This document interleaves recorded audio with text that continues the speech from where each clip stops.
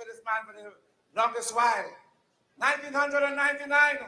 Last year it was High Mass. This year he's going in a new city. You know what city demanding? Adrenaline City. Would you please put your hands together with a nice tempo? Stomp your feet, clap your hands. Let's welcome David. Brother. Hey. Hey, super. Hey. Oh, better.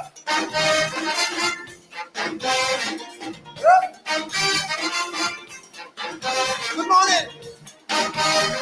Are you ready for Carnival? Yes, Mr. Ready. And a very good evening to you, and welcome to Politics 101.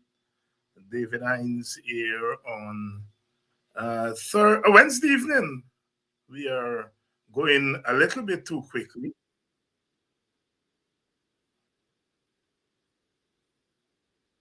It's Wednesday night, and it's Politics 101. Welcome to you all, wherever you're joining us from. Rivers flow to this naked isle, bringing fear and pain, but also a brand new style. And of all these rivers that shape this land, two mighty ones move like a sculptor's hand. And today those hands across the land, man, they're still landscaping. And there's no doubt we can work it out, there is no escaping. But as the river flows, there are those who will change its passage. So every common man got to understand up and send a message. But put up your hand if you understand now. Come! See how we move it, watch how we groove it, see how we float in style. Oh yes, one lovely nation under a groove. The Ganges don't need the night. Them boys with the hidden agendas and the mind benders, they will always do their do. The various madmen and politicians, well, them could come along too, cause we moving with a power and glory. See how we float in style. Oh yes, one lovely nation heading to salvation. The Ganges don't need the night. Differences there will always be, so that you'll be you and I'll be me. But that's the damn thing, self, that makes this country sweet. Partner, bring your drum, let me start to beat. Don't mind them politics, politicians. Oh, in the politics situation. We don't jamming on them, cause we know the story. So let them fight if they want in this land of the deferred glory. Put up your hand if you understand now. See how we move it, watch how we groove it, see how we float in style. Oh yes, one lovely nation under a groove. The Ganges don't need the night. Them boys with the hidden agendas and the mind benders, the people don't take in front. Oh yes, the various madmen and politicians can come along if they want, cause we move it with a power of glory. See how we float in style. Oh yes, one lovely nation under a groove. The Ganges don't need the night. Hear me now. The river Thames, the Yangtze crew, the river Jordan and the Danube blue, the Mississippi come down to join the fun as the Orinoco walks up the Amazon. And to this Irie Trinidad, well, they all discover that this Irie Trinidad going to be the lover. she hugged them up and said, come on, meet my little sister. And life became the carnival of a brand new culture. But put up your hand if you understand now. See how we move it, watch how we groove it, see how we flow in style. Oh yes, one lovely nation under a groove. The country's standing the night. Let me now. Them boys with the hidden agendas and the mind benders, they will always do their do. And now that we hold in hand, trying to the promised land, well, them could come along too. Cause we moving with a power and glory. Yeah. See how we float in sky. Oh yes, one lovely nation heading to salvation. We got peace and need the night. Thank you very much. God bless you. Good night.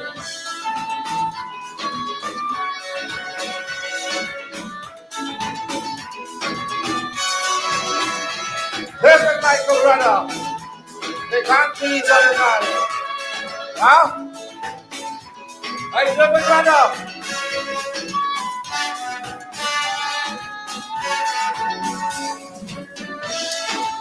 Let's do it.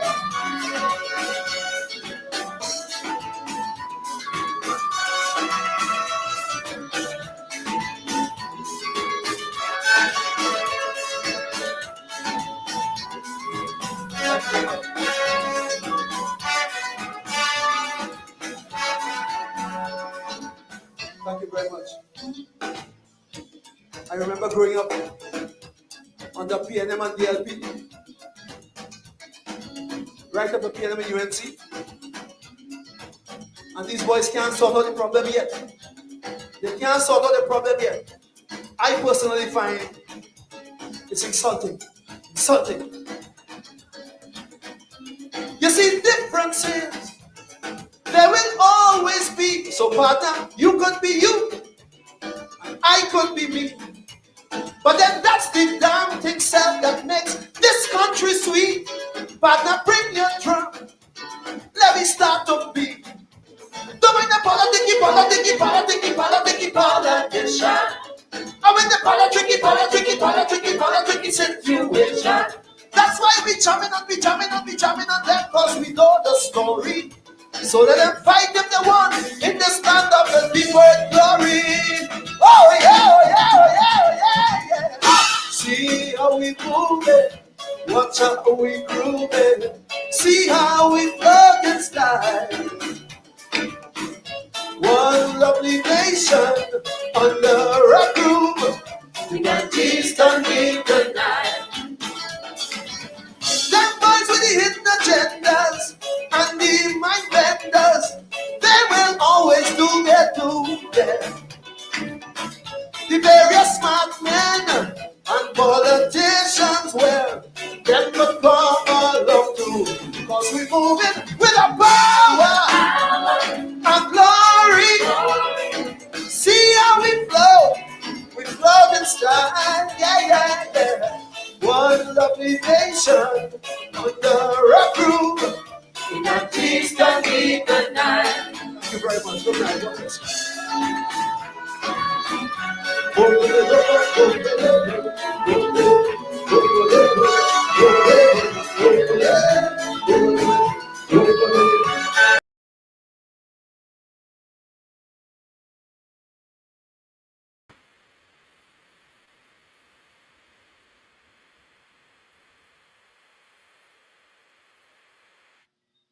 Wow.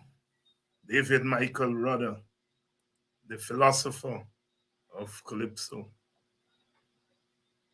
Our philosopher.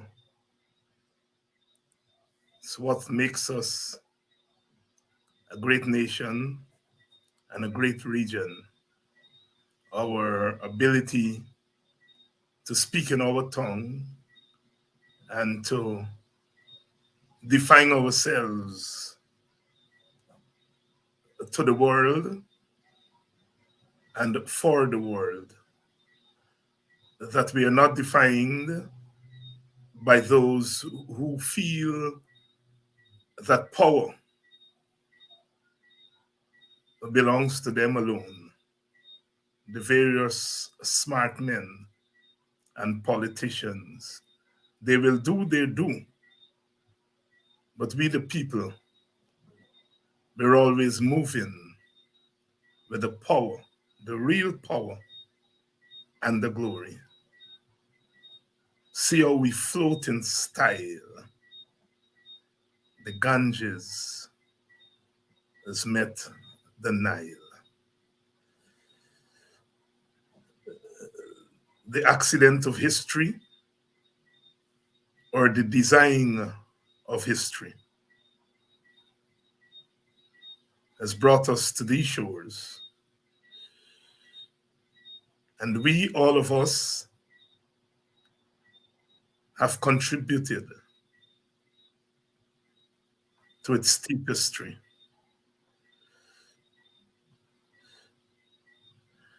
We came at different times, in different circumstances, but we all came on a boat or a ship.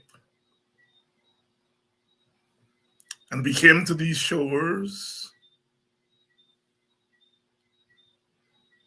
and our duty is to make it a better place, a human place. Guyana, our Caribbean, for all intents and purposes, is ours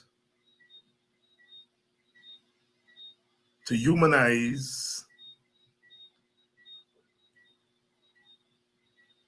so that our children and grandchildren can tenant a country and a civilization that they're proud of. We have moved from the days when we kept farewell parties for people going to America and England and Canada. Today we don't do that anymore because going to America and England and Canada doesn't cut us off from our Guyana, our Caribbean. Tonight, as we do every night and every day, we commune together, those of us inside the borders of Guyana and those of us outside the borders of Guyana, into a borderless Guyanese and Caribbean civilization. Tonight we come on to talk with the outgoing mayor of Georgetown, Lord Mayor, as we said in the old days, Mayor Ubraj Narine.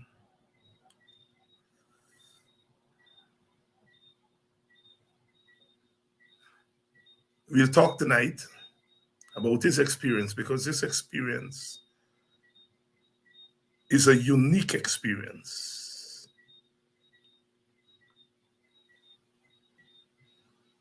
I saw a mayor when those who think they're all powerful sought to remove mostly women of the darkest among us, and a mayor of not of that ethnicity or that caste, prostrating on the concrete, the cold, dark earth, in defense of those people, those women. And he pleaded from deep within his Guyanese belly He asked the question of his God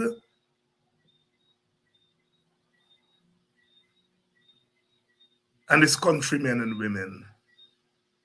Why are you treating these people like this? Is it because of their ethnicity? I saw that. And when they locked him up, I went in front of the court because I felt I had to be there. Here was a brother doing something that lifts us, not just as a country or a region, but as a civilization. Lifted us. Whatever else he did during his tenure, he will be remembered by that moment because it said something about his integrity. It says something about his presence of mind. And it says something about his consciousness of who he is and who we are. We come on here tonight, another young man shot down by the police, like a dog in the street at Beirut.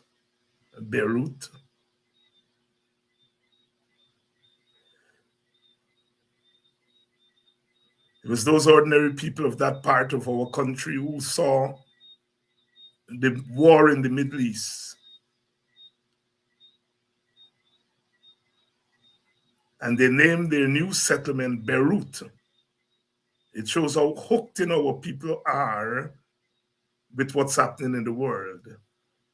They name their new settlement Beirut. And as we in the Caribbean often do, we put our spin to it and we call it Beirut. But the original name is Beirut. And we watch in shock as yet another son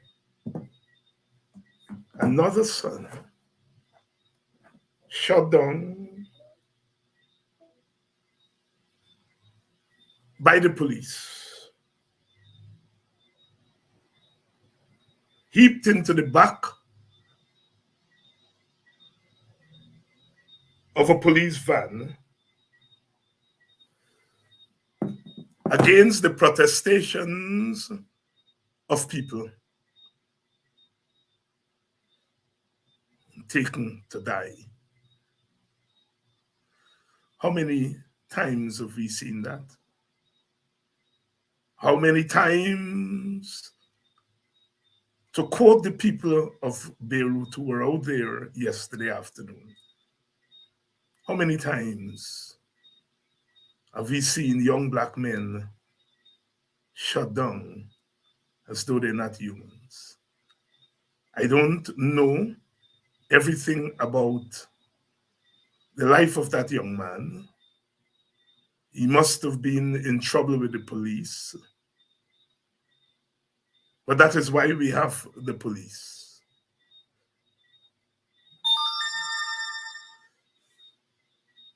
So that he would be treated with dignity and as a human being. That he would be presumed innocent like others until found guilty. We expect that he would be apprehended like others and afforded the letter and the spirit of the law like others. But unlike others, he was shot down in the street.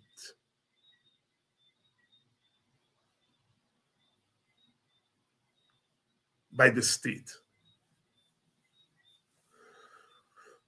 We come on here tonight with the DPP signaling that one of the powerful will be given all the courtesies of the law and the system, that the file of an offending minister we are hearing has been sent back to the police, either for deeper investigation or for more investigation. Oh, the care. Oh, the caring and concern in DPP.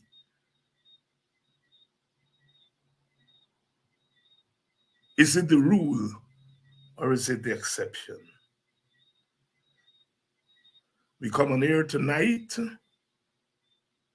the people of Plaisance, Good for Wacton and Sparring Dam, give no notice to remove from the roadway or from the embankment where the government intends to build a 4-lane highway. They were given 7 days to get out of there. They brought their story to the rest of the world. And the powerful man went into their village yesterday, pushed past them, and went into a building. And when the people attempted to go into the building to talk to him, they were stopped. They couldn't go in.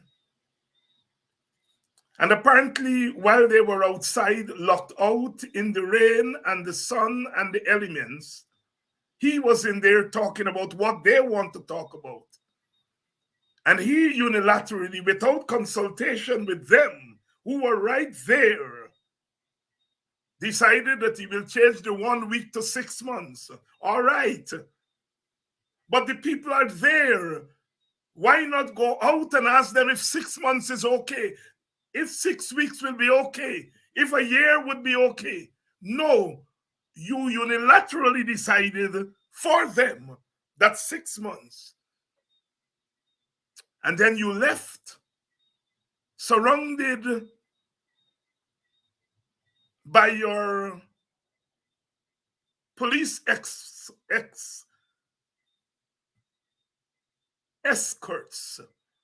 and you left them. That is the kind of government and governance we have.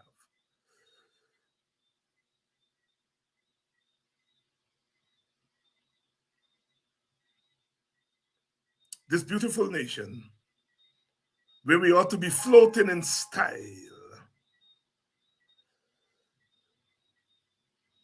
is not yet there, but we're going to get there. Welcome to Politics 101. Tonight we are going to be talking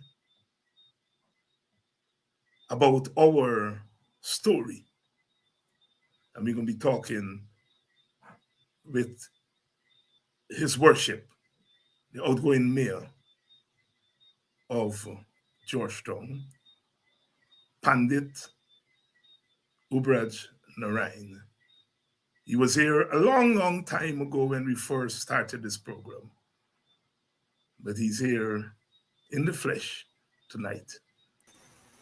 Good evening, Pandit. Good evening, Mr. Mayor. Good evening, Dr. David Hines, and thank you to have me on your program. And the viewers out there, pleasant good evening to all of them as well.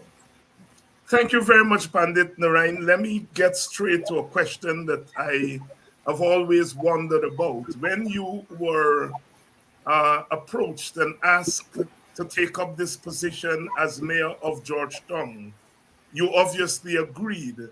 Why you agreed to take up this position? Thank you very much, Mr. Hines, for that. Dr. Hines, sorry.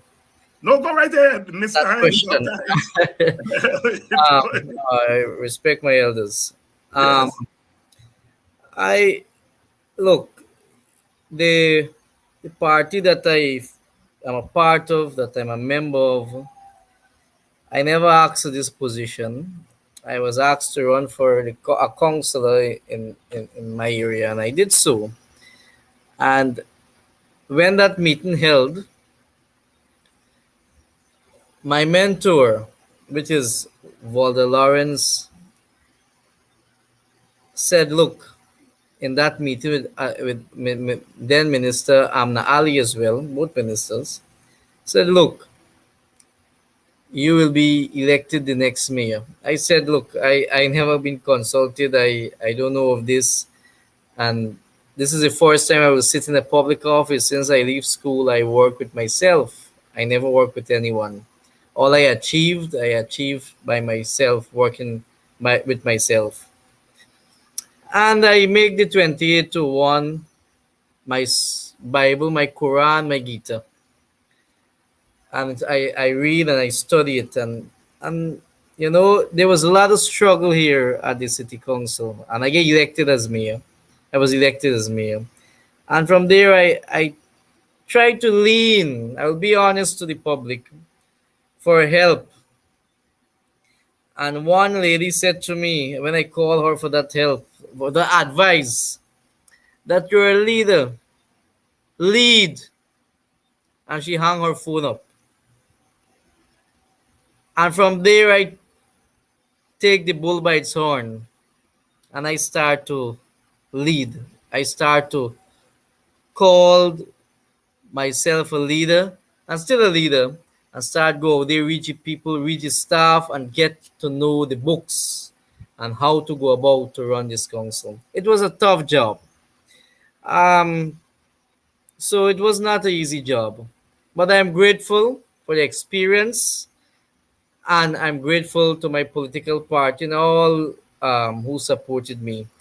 And I must make mention that many people may talk bad about David Granger, the past president, but David Granger places trust in me with the capital city of this country. The then Minister Vola Lawrence, Amna Ali, Minister Bulkan, all of them place their trust in me. Joe Harman, the then opposition leader, you know, they never called me a day and give me political direction. None of them ever done such a thing. And I'm proud to say whatever I did at this council, I did it on my own behalf.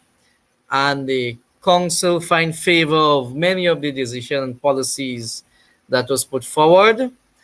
And I work with my council, I work with my deputy mayor, I work with all of them. And both political party, the PPP, I place them on the finance committee too, which never happened before in this council. I placed them as a member of the finance committee, which they never attend the meeting, but they receive all the agenda, and they know everything about the finance committee, the standing committee. Handed Ubraj Narine, outgoing mayor of Georgetown, saying it here. And one thing that jumped out at me was his testimony that he was never called by the party and given political direction. He was never called by the party and given political direction. And I think that is instructive. Mayor, you were in charge of the capital city, and they told you to lead, and you decided, as you said, to take the bull by the horn, and that you were going to lead.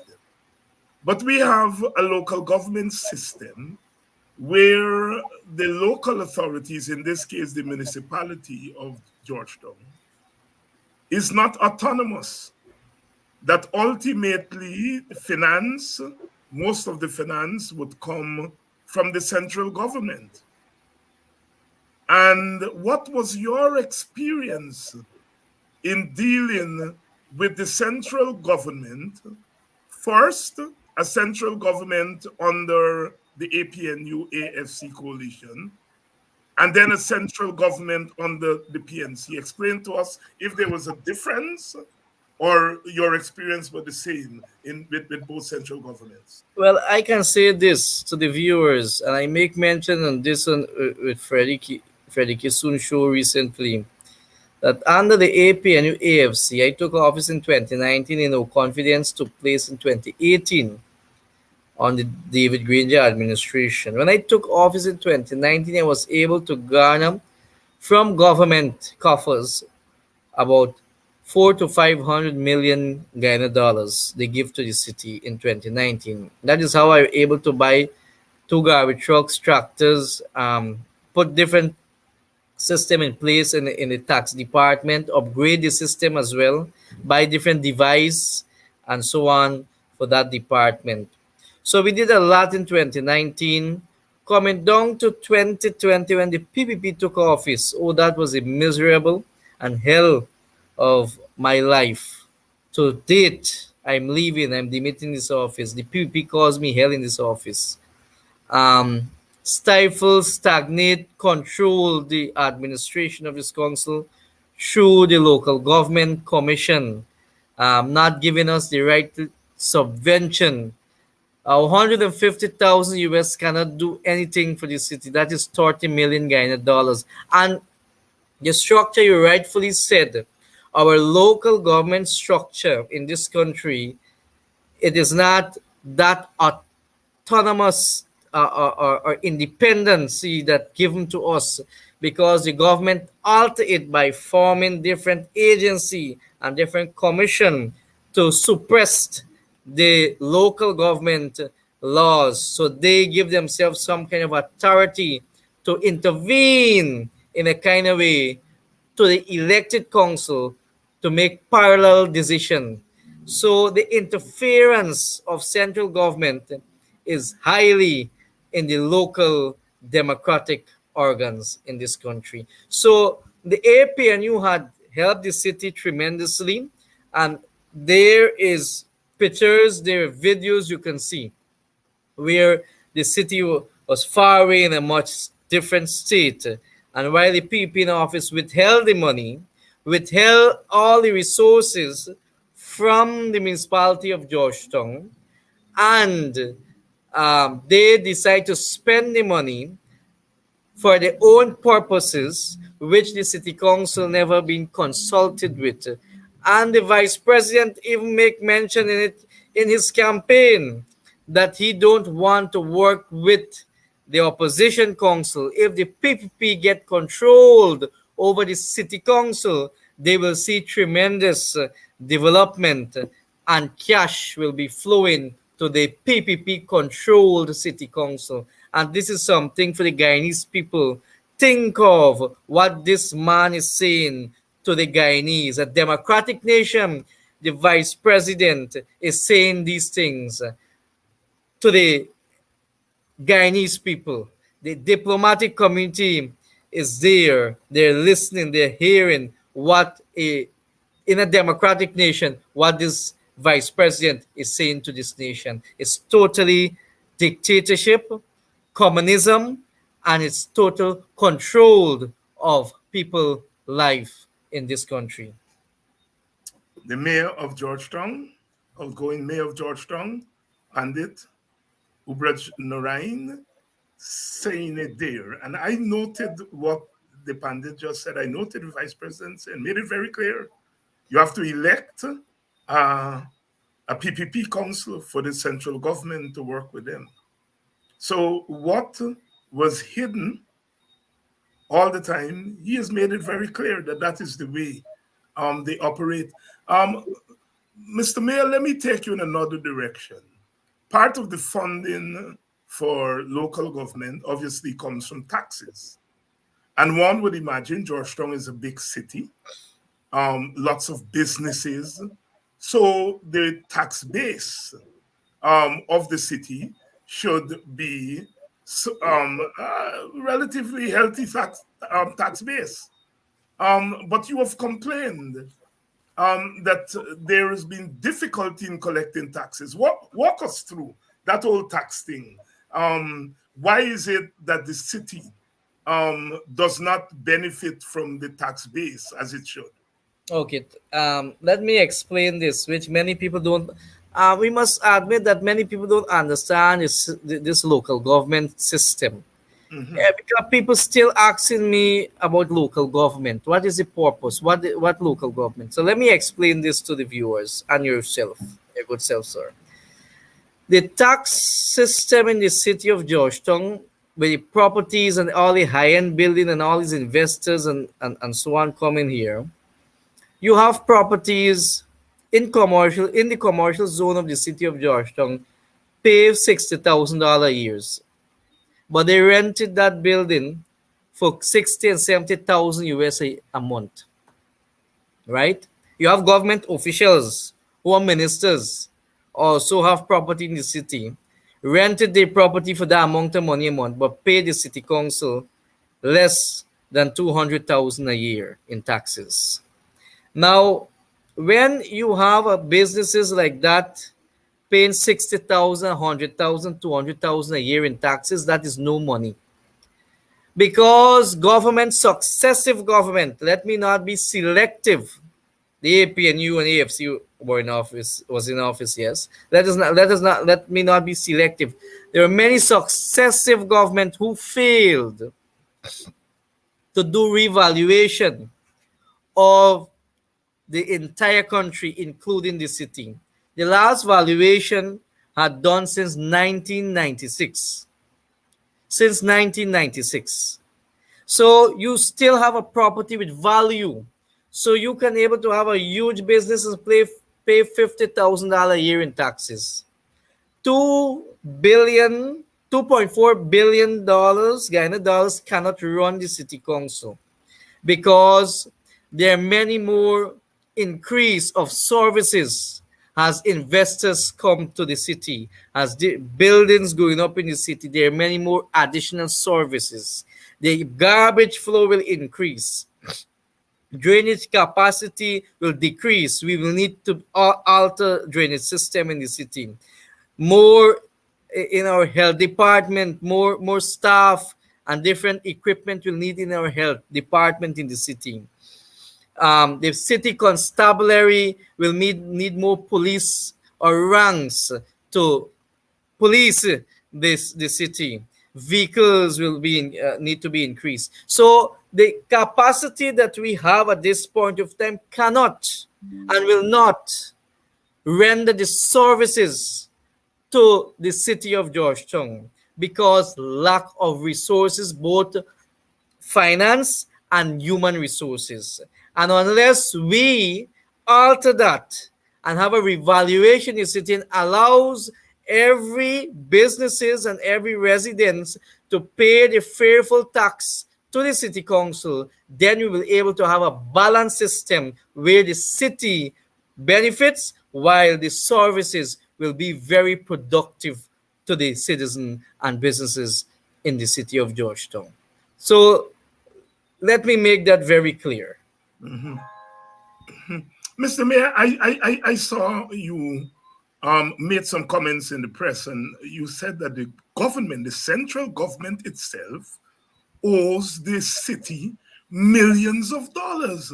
Explain that to us. How Well, come they owe the city so much money, and why is it the city is not able to collect that money? well, I will say this much to you that if you have a government and the government claim to be a one Guyana and a government claim to follow laws, as the Attorney General always say about the laws, and he don't follow one thing, right? I don't want to go to him right now. It's a different story. The the central government don't honor the obligation, the lawful obligation. Let me use the word lawful obligation to the capital city of Guyana, which is Georgetown. Transport and Harbor hold the city council over $100 million. GPL owed the city council $10 billion, while Mm. city council owed GPL $3 billion. I met with GPL like 3 times and said, look, let me do a set off exchange of check. I pay you 3 billion, you pay me 10 billion.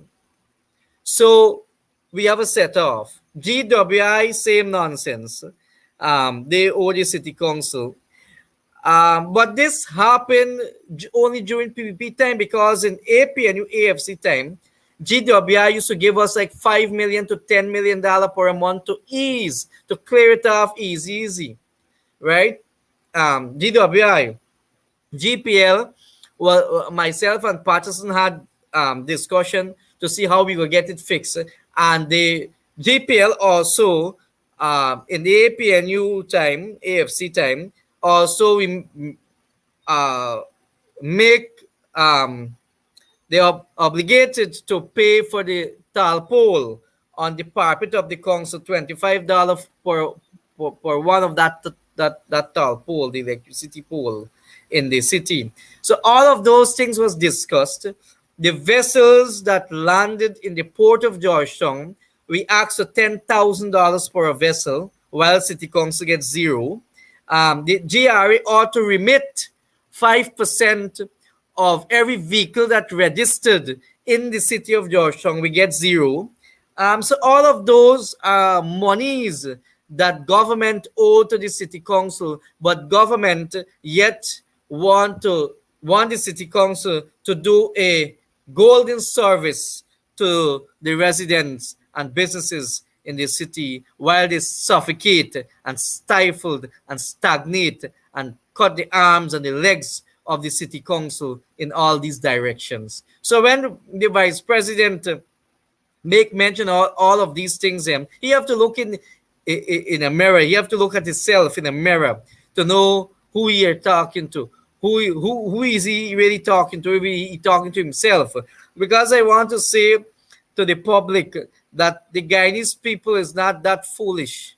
Don't insult our intelligence in this 24th century. We believe we are wiser and we are great people, and we will make different decisions at the elections to come. And many people got this thing about Barajagdeo. Barajagdeo is no god to this country. Barajagdeo did his part, and a well harsh part to this country, and he's still doing. He's still doing. And many people don't analyze this vice president that we have. Analyze him. Listen to his words. Listen to his action. See his actions. It is a dangerous leadership of this country. Dangerous. Dangerous leader, dangerous leadership of this country. Pandit, I want to ask you two questions. In the beginning, I recounted that incident a few months ago when they were attempting to remove the vendors from in front of the hospital, and you went out there and you put your body as a barricade between the central government and those vendors.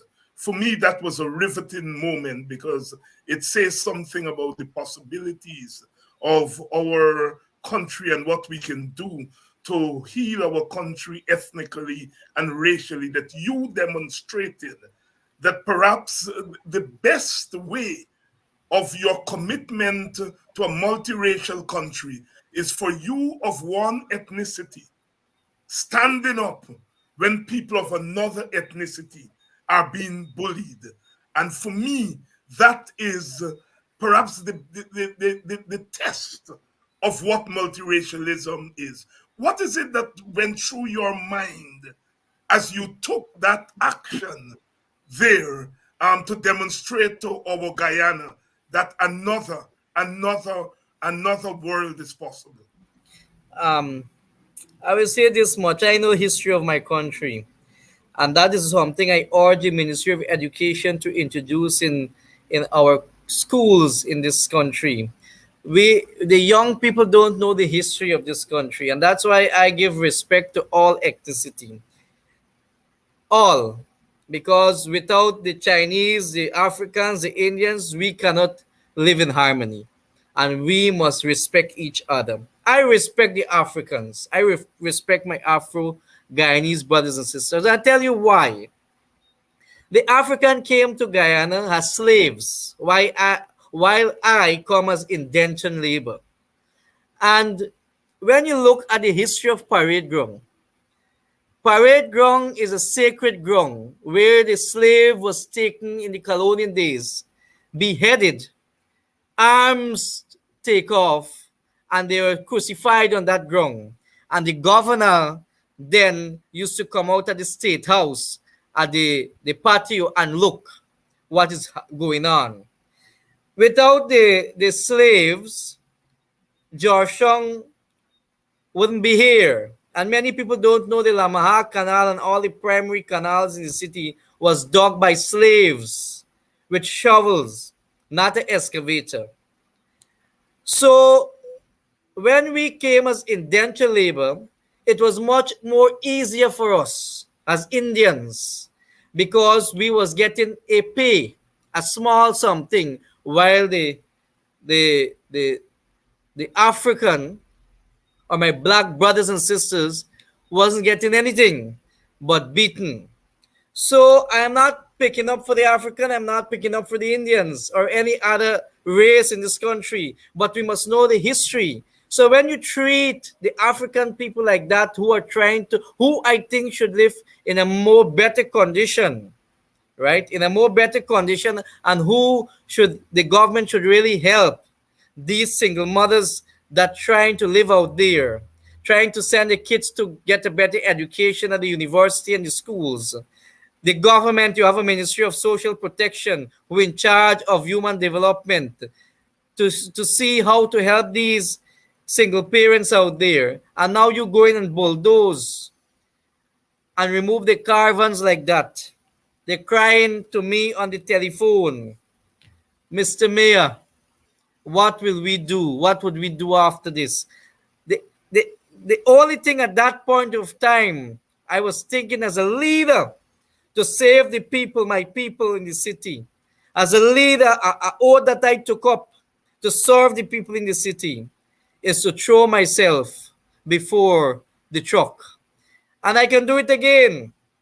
And I can do it again, not for only the African people, my African brothers and sisters. I can do it for the Indians. I can do it for the Chinese and the Portuguese and all other ethnicity, because I believe we have a right for to this country. This country don't belongs to Irfan Ali. It don't belongs to Jagdev. It don't belongs to Bishop Edgil. It belongs to me and all other citizens who live here, who voted here. The city, the country belongs to us. They're just custodian of our money and our assets out there. And they must listen to us. And that is what the PPP failed in 23 years. And they're going to fail again. Because let me say this to you. I walked Lane Avenue yesterday. And Lane Avenue said to me, the PPP had paid them to come to the rally. Gave them t-shirts to wear to go to the rally. And they went. And they take part. But you know what I said to them? They said to me they know where their heart is. And what they faced in 23 years under the leadership, and still the leadership of the Vice President Jagdeo. So when we want to speak on serving people of this country, serving the nation, and when we want to speak on one Guyana, we must able to represent all Guyanese. And I did that at the public hospital, and I will do it again. It's not like what the Vice President or the PP does. Go to Region 2, go to Region 6, and go to Region 5, where the Indians are. And you know what they does there? They brainwash them with 150 cash grant. Brainwash them that they'll set up a committee and give them a 2-bag fertilizer. They'll brainwash them and give them a little job somewhere. For what? The X to the cup. The Indian people need to think differently in this country, because while you are being given that, study what your children and grandchildren will get in the coming year with the oil and gas industry. Are you going to still accept a hamper from the Ministry of Social Protection? Are you going to still accept 150,000 cash grant, which is your own money? Are you going to still accept a 4-day-a-week job at a school where you deserve more? Are you going to still accept all of these things, what the people come and tell you? Are you going to still accept $3,000 bag for paddy? Are you going to still accept that they're going to fool you, open the sugar industry, the sugar industry don't have any benefit for this country? Are you going to still accept these nonsense, these false and fake promises of the People's Progressive Party by the vice president to manipulate you in this direction when you have a mind of your own, when you want betterment in this country? Speak on policies, people. Speak on policies on both political party, both the APNU, AFC, PPP. We must come with proper policy to tell our people in this what you're going to do for them. Don't make promises that what you would not fulfill for them. Tell us what you're going to give us and our children and grandchildren. And I speak clearly and generally on all political party here. I don't want to defined anything else beside on policies that what you're gonna give to us as a people. And the party that I'm a part speak on this policy. The leader, the founder leader, spoke on it when Cherry Jagan crippled it when he took office in 1992. We must know history of this country, Dr. Hines. We must know the history of this country. Pandit Ubraj Narine here tonight with a comprehensive interview, both in his role as mayor and councillor before that, and his role as a citizen of this, our country. Now, Pandit, I'm going to ask you a question here and you can refuse to answer it. And I will respect that. Recently, we saw members of the city council from your side of the political aisle going over to the PPP. At least two of them, one independent. And there has been a lot that has been said about that. I want to ask you directly. Did any agent of the PPP approach you about crossing the floor to them? Oh yes, at Marriott. Yes, they approached me many times. But let me say this to you. I will never sell my soul. The PPP can give me $100 million, but I will never cross floor to go with the PPP. I have many reasons. I don't believe in dictatorship. I believe in democracy. I believe in democracy and a Congress to elect your leader. I don't believe for a 15 or 20 individual to sit around a table to select a leader. And that is what I love the PNC, the People's National Congress reform about. There's a constitution which dictates the leadership of that party, where the leadership are bound to call Congress according to the constitution. And if any leadership fail to do so, therefore, that leadership would not have my support at all. Because if you cannot demonstrate democracy in your own political party, therefore you should not speak on democracy in your nation. So the PPP approaches me many times, but I said to them, my party is a democratic one, while yours, it is not a democratic party. Mayor, I'm going to press you a little bit further. And I don't want you to call names. I don't want you to call places. I don't want you to get into any of those details. But give our audience a sense of how they approach you. You know, like what is it they say to you in trying to entice you? Oh, well, one minister called me and said to me that, Mayor man, why you don't shut your mouth? We go fix you up. So I said to him that what you meant by fixing up got many, you can define fixing up in many ways. You can kill me, right? So he said, no, you mean other things. You don't want your concession? And I said, look, concession for me, it's my entitlement And if you don't want to give me it, I would not obliged or obligate or bow to you for a concession. Why should I? Why should I make myself low? Therefore, the people I represent must subject themselves to you? No, they believe in the mayor, and I will not subject myself to you. Next time, the Marriott, one of the senior politicians reached me and said, "Look, mayor, you should remain mayor there. Come over, and we will put you back there because your party wouldn't put you back. We will put you back as mayor. Come over." Why should I bargain and sell my soul for a seat, a political seat, which I do not own, which my integrity and morality and my self-respect is more valuable than anything else? I would never do that.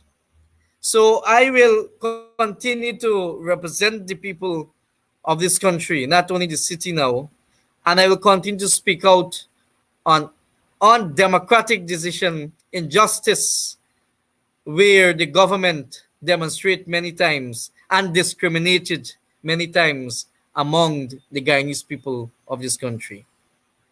Among the Guyanese people of this country, Mayor graphically laying out the enticements by the PPP to him. Mr. Mayor, you're mayor of a city that includes not just Africans, although Africans are the majority, but there are lots of Indians and Portuguese, Chinese, even a sprinkling of Amerindians who live in the city. What has been your experience as you move across the city during your tenure? What has been your experience? We know what your experience is when you move in African communities, but tell us what's your experience when you go into those enclaves where Indian Guyanese are. How did they, and how have they I am responded to I, you? I am welcome anywhere, Dr. Hines. I'm Mhm. welcome anywhere. I can go into a temple, Hindu temple. I can go anywhere. And if you follow my page, his worship page, you will see only recently I've been to a temple had over 400 people, all Indians, and that is out of the city. Last night I've been to a wake in Patentia, Wales. That wake had over 300 Indian people. You know, I am a Hindu priest for the past 19 years. A JP, Commissioner of Oath, a Marja officer. I had served in this capacity before and still serving in this capacity as a Hindu priest. And I work from my desk, my temple, and reach all different ethnicity.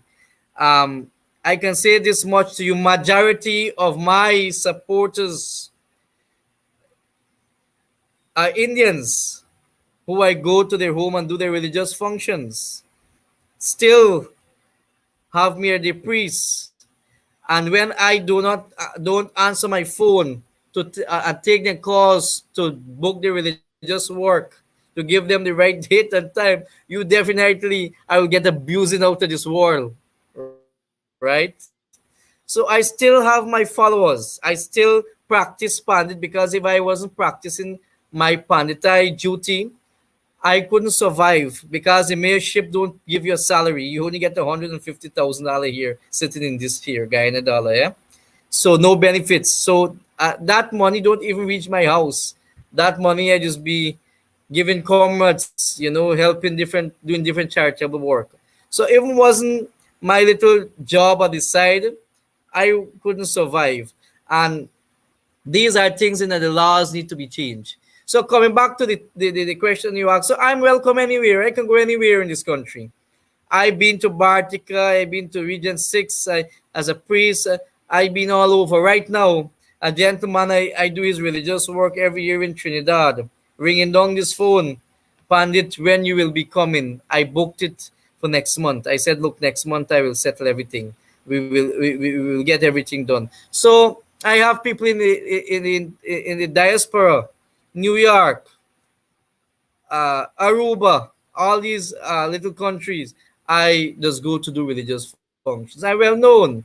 I am not no individual who is in a back seat and who try to stay quiet. No, I got a big mouth, and I like to speak on injustice and on democratic decision that government and other people tends to do in this nation. I even call out the Guyana Pandit Council, the Guyana Hindu Dharmic Sabha. You know, I'm a member, which I'm a member of the Guyana Pandit Council. They may not see eye to eye, but let me tell you something. That is how bold I am.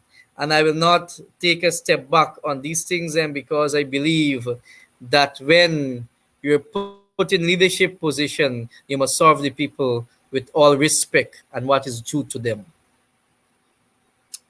Pandit, you mentioned just now that there are laws that have to be changed. Give us a couple of the laws that you think that if they're changed, we can have a better functioning municipality and local government. Yes, why I make mention of that? We still follow the colonial or the British laws in the city. The British laws are still here, the bylaws are all still there. Let me touch quickly. I believe that the mayor and the deputy mayor should be given a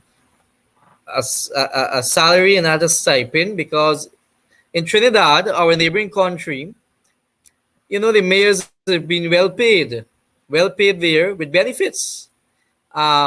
In other countries, Caribbean countries, Jamaica, same thing. The mayor in Kingston, he is a senator as well, while being the mayor, right? He's a senator while being the mayor, so he also been well paid. These jobs, this elected office is not an office of self-service, or selfless service. Sorry, it's a pressuring job. It take a lot out to you, and similarly, like the president and all the ministers, they get over $1 million a month. I'm not saying I should get $1 million a month, but something comprehensive should put forward, not only for Georgetown municipality, all the municipality in this country, all of them should be given, all mayors and deputies may should give a salary, and rightfully their concession, which is due to them, is overbearing, overlong due to them, their concession, and a benefit when they demit office. The length of mayorship should extend. The mayorship in our country is only 1 year. It should be for the period from the local government election to the end of local government election. So a mayor cannot exercise his vision within a year. He or she cannot do that. So these are things need to revise, reviewed. The laws to employ staff, the town clerk of the municipality should not be employed by government. There's an elected council. The council should have that role to elect or employ the town clerk, whoever suit or qualified for that position. The government shouldn't be appointed the town clerk and appoint the city engineer, appoint treasurer. No, therefore the elected council don't have a function, because you got a parallel council, which is a local government commission, doing all of this duty. What is the elected council purpose? And this is only happening here in Guyana. Not one of our Caribbean country this law exists. Not one. So when the Attorney General want to talk about laws and facts and all these things, they're created in law for the PPP to be in office and to take control for even the grassroots, the root of a grass. You understand what I meant about that, right? Yes. The people life, what they cook in the kitchen, right? That is what the PPP is doing. They're creating commission, they're creating parallel bodies to take control of these things, and that should not be allowed in the National Assembly. Any acts and any laws should be passed in that assembly should be voted on a 2/3 majority, not a one seat, majority, a two-third. And those things, um, Dr. Hines, I as a young politician wish to see and wish to change. Appointment of judges should not be done by the president and a commission. No, it should be a two-third vote in parliament. You know, these things are democratic for a nation like this. And when we have a commission and the president doing this thing independently, it is dangerous for democracy. It is dangerous because you can see that the court and all these things sometimes take sides. Biased decision. Look what we are seeing right now with a sitting minister, right? A sitting minister. I read an article today in the Kaichur paper where one man said, and this gentleman here has to be a foolish gentleman who make mention of what you want to do, the president to do. If 10 minister of government committed or alleged um, allegation towards them, if the president should fire all 10. Yes, the president should fire all 10 until the investigation finish. Not to be paid by taxpayer money. Not to be paid still by taxpayer money, $1 million something and all your your your allowances and so still be paid to you.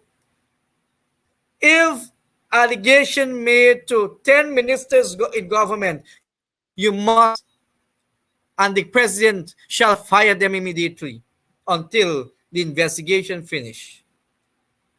And then when the investigation finish and if you find yourself innocent, you've been hired back as a minister, you've been appointed back. But while you're we said take leave. And in the law state nothing about leave for any minister. Is either you be appointment be revoked or you resigned. No minister don't get leave from government.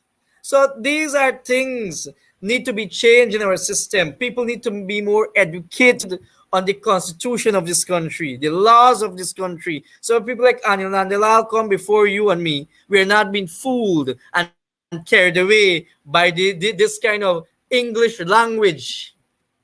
We must know what is Abi and Ayo. You must know this Creolese as well. You must know to get to the grassroots people. If you don't know to speak to the grassroots, they would not understand because of the government official carry all this fancy language to them. Oh, this man brilliant, this man bright. We believe in him. And that's why I stick to who I am. I love to talk my Creolese. I love to talk my grassroots language to my people because I believe my message as a leader will get to them and they will understand what I am saying to them. Mayor Ubraj Narine. Mayor, a lot has been said about the recent local government election. The PPP is boasting that it has made inroads into Georgetown and other municipalities. Do you share that interpretation of what happened a couple of weeks ago? Let me say this, Dr. Hines. I want to be clear. Many people ask me about this result, and so even Freddie Kisun asked me, but I put those things to the leadership of the party. But this is my personal view. My personal view on this election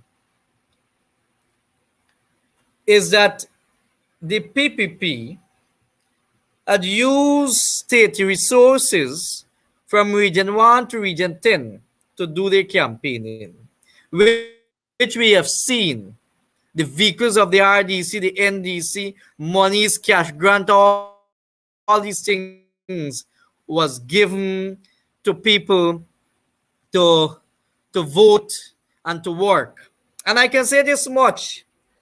There are people in the PPP reached out to me and say that in Manripo, they were given and set up booth under people bottom house and give them the cash grant, the 250 cash grant.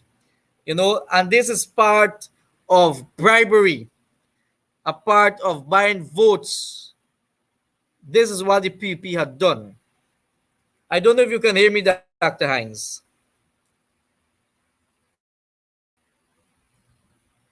Sorry.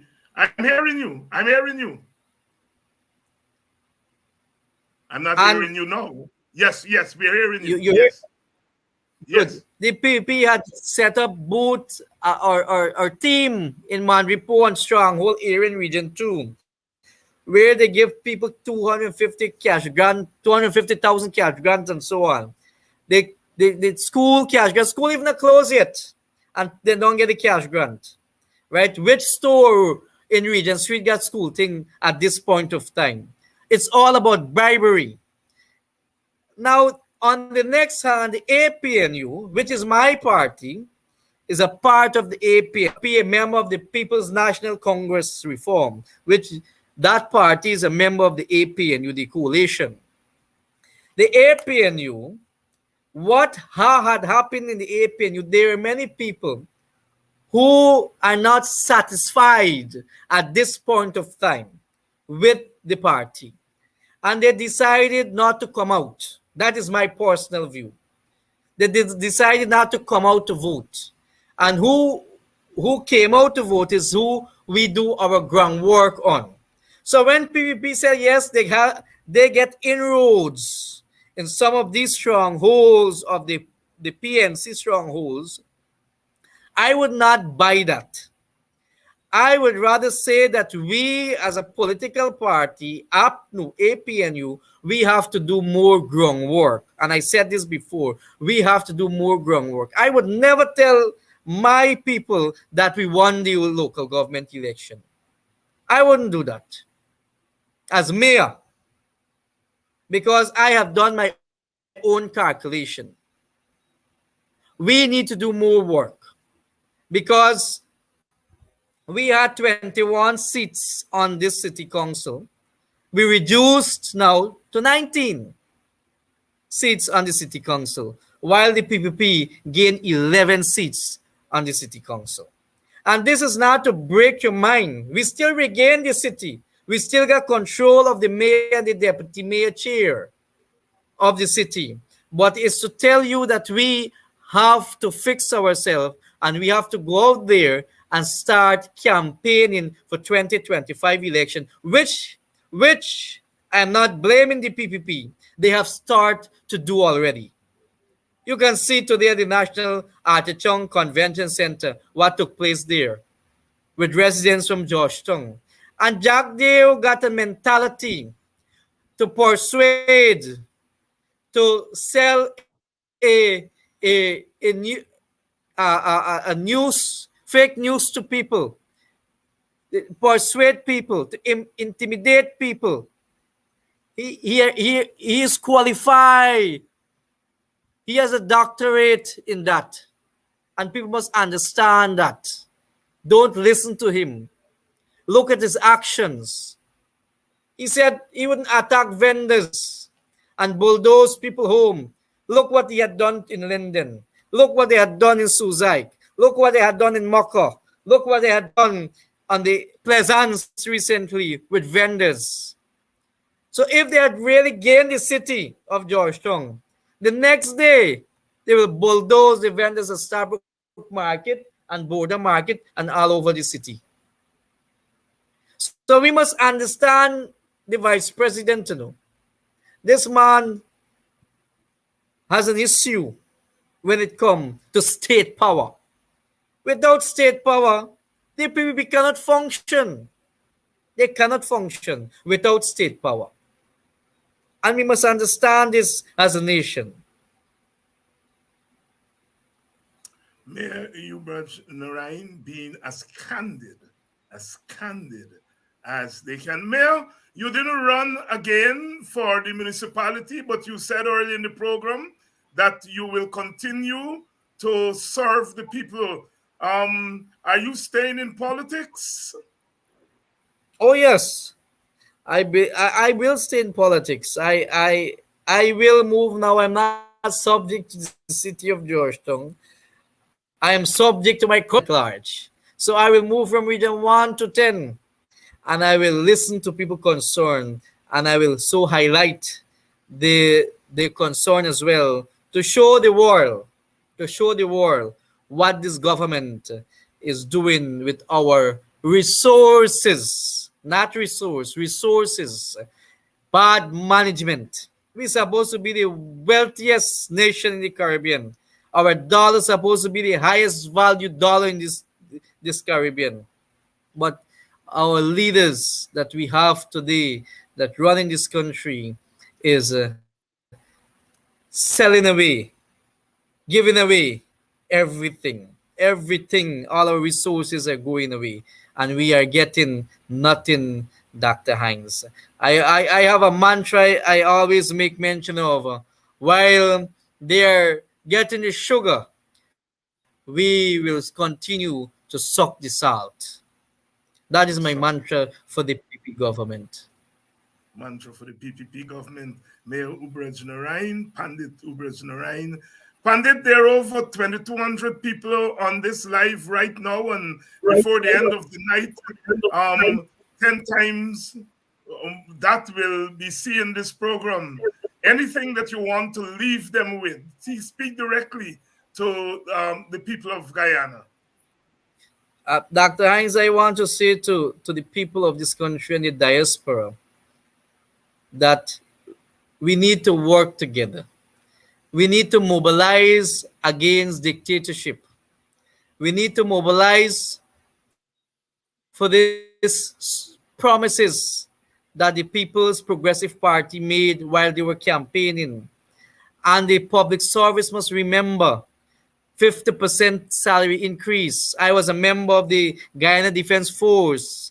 I was disembodied because I call out the president on the protests I had done at public hospital for those vendors. I was disembodied.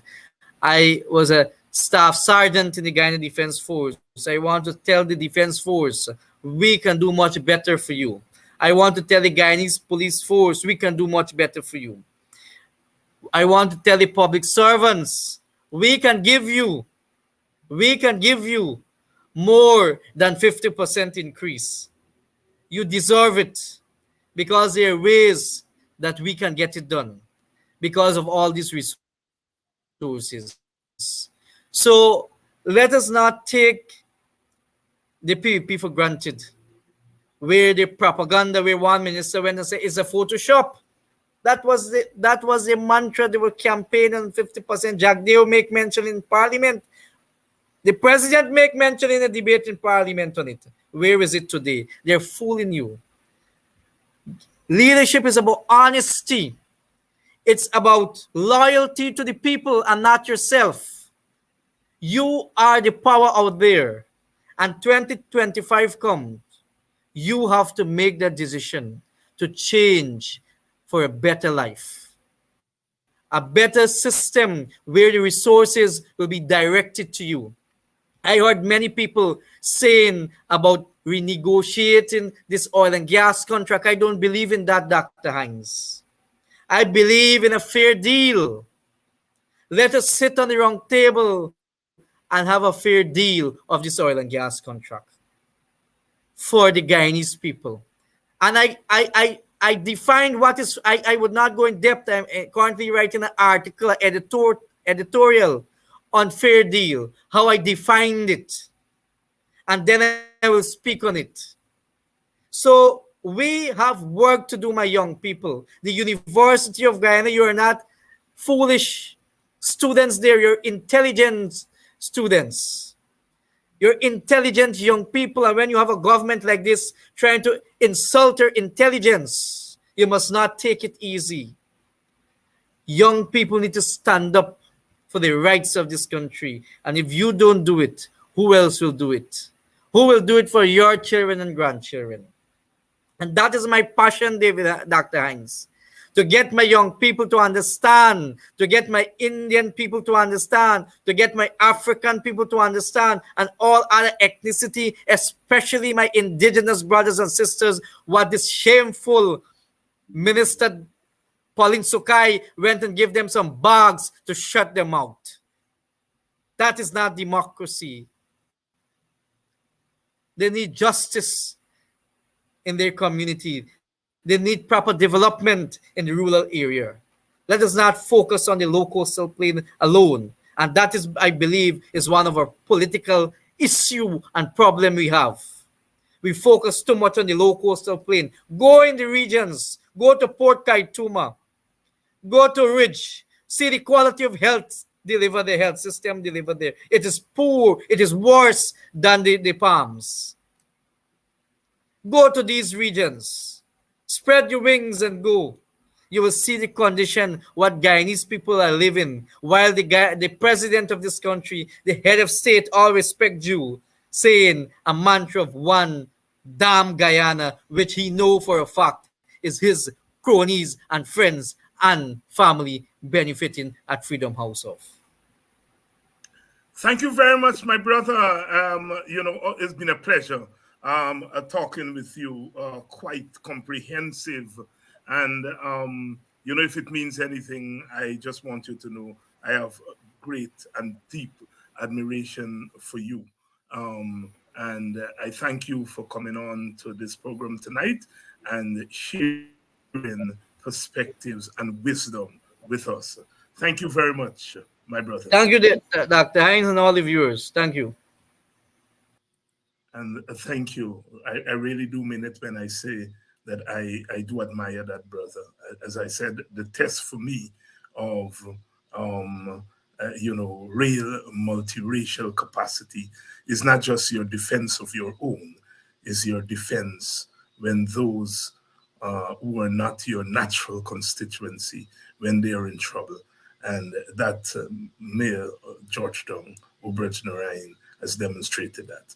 Our brother Albert Morgan was pulled in by the police, ostensibly for cybercrime. I looked at the statement that they said that he made. Apparently, this was identified by the ERC, and the ERC turned it over to the police. I'm going to deal with that tomorrow night. The ERC has written me and asked me to appear before them to tell them why a statement was made on my program that I did not condemn. I haven't gotten around to deal with the ERC yet, but tomorrow night I'm going to deal with this matter. And I think Brother Morgan is scheduled to go back to the police on Friday morning. They seem not to have found anything to charge him on because the statement is what is that? If the ERC want to know about racism, they should come on here tonight. I notice you all are fighting with them more than normal tonight. And see the racial abuse that I get here every day, every night on this program. My brothers and sisters get on the other programs, they do the racial abuse. And the ERC is going to pick out Brother Morgan and turn him over to the police. Tomorrow, I think I'm going to get around to it. I'm going to call the ERC and they're going to hear from me the length of my tongue because they are sparse people. They want to know about racism. Look at the racism. Look at the racial insult against me and others on this program, and you're going to pick out one brother. All right? Tomorrow night, I'm going to deal with that on our program. Most likely, once Brother Albert Morgan is up to it, he's going to be a guest on this program tomorrow night. So until tomorrow night, when we are going to deal with the ERC and its attempt to point fingers in one direction.